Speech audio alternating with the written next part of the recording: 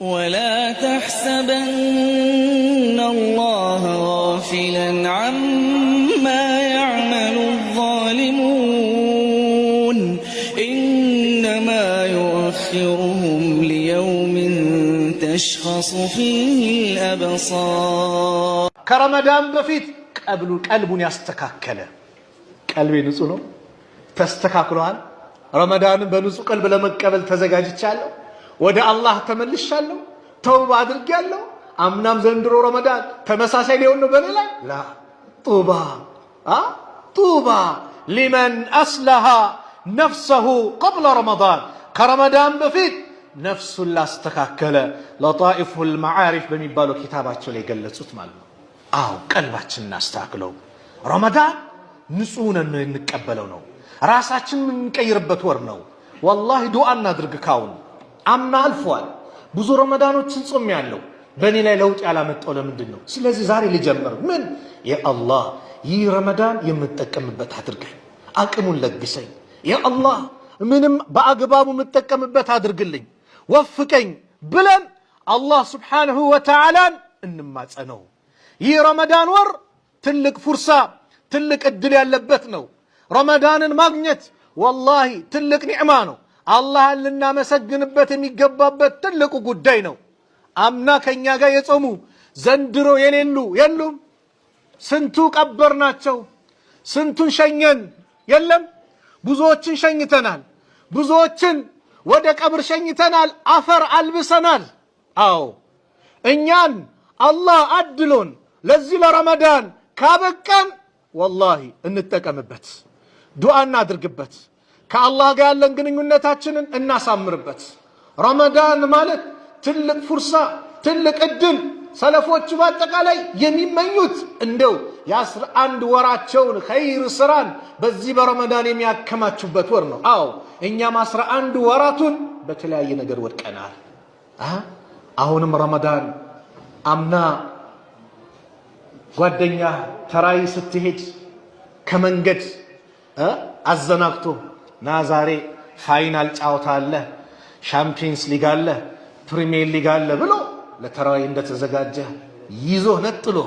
እዛ ኳስ የሚታይበት ቤት እንደወሰደ አሁንም ለሱ ልትዘጋጅለት ነው ታዲያ ምን እናድርግ ጓደኛ እንምረጥ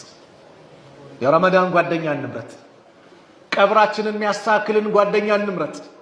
ጓደኛ ማለት መልካም ከሆነ ከነፍስያ ይበልጣል ኢብኑ አልቀይም ረህመቱላሂ ዐለይሂ እንደተናገሩት ጥሩ ጓደኛ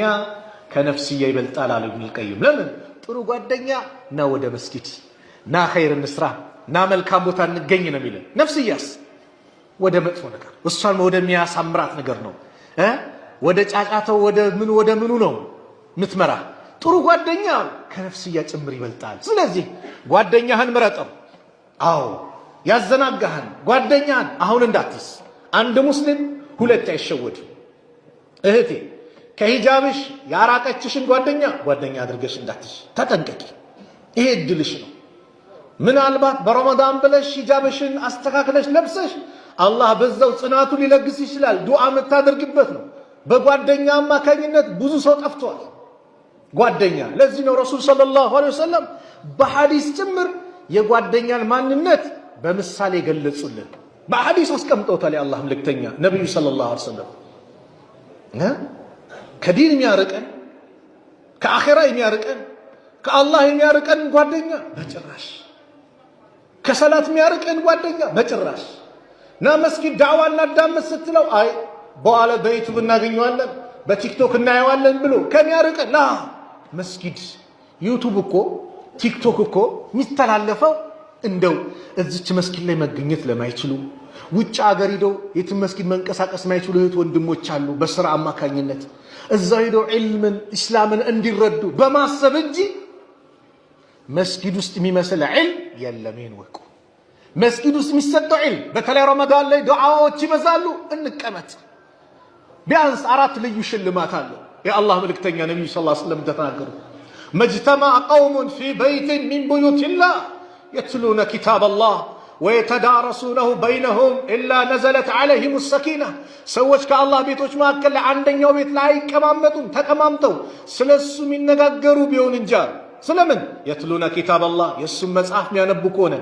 የሚማማሩ ከሆነ ስለ ኢስላም የሚነጋገሩ ከሆነ ኢላ ነዘለት ዓለይሂም ሰኪና የመጀመሪያው ሽልማት ሰኪና ይወርድባቸዋል። ደስታ መረጋጋት ዛሬ የጠፋው ገንዘቡን ይዛል፣ ደስታ አጣ። ቤት መኪናው አለ፣ ደስታ አጣ። ፎቁ ተደርድሯል፣ ደስታ አጣ። ስለዚህ ቅረብ ወደ አላህ። አላህን ርቀ ደስታ የለምና ወደ አላህ ቅረብ፣ ደስታ ታገኛለህ። መስጊድ ላይ ተገኝ፣ ተቀመጥ፣ ሶብር አድርግ፣ ደስታ ታገኛለህ። ኢላ ነዘለት ዓለይሂም ሰኪና ሰኪናን መረጋጋትን ደስታን አላህ በእነሱ ላይ ቢያወርድባቸው እንጂ ወሐፈትሁሙል መላኢከቱ መላእክቶች ይከቧቸዋል፣ ያጅቧቸዋል። ዱንያ ላይ የሚወደድ ሰው የተከበረ ባለሀብት ስልጣን ያለው የሆነ ታዋቂ ሰው አንተን አጀበህ ከበበህ ሲባል እንዴት ነው የሚሰማ ደስታ? እኔ እኮ ከገሊካ ሄድኩ ትላለህ። ዱንያ ላይ ደስታ ተሰምቶ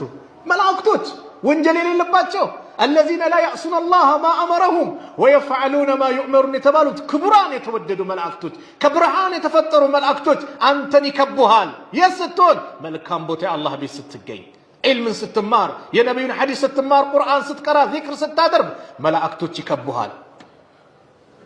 ወገሽየቱም ረሕማ ሶስተኛው የአላህ እዝነት ይሸፍናቸዋል። አላህ በእዝነቱ ነው የሚሸፍንህ። የአላህ እዝነት ከአንተ ጋር ከሆነ አስበው እንግዲህ ያለው ደስታ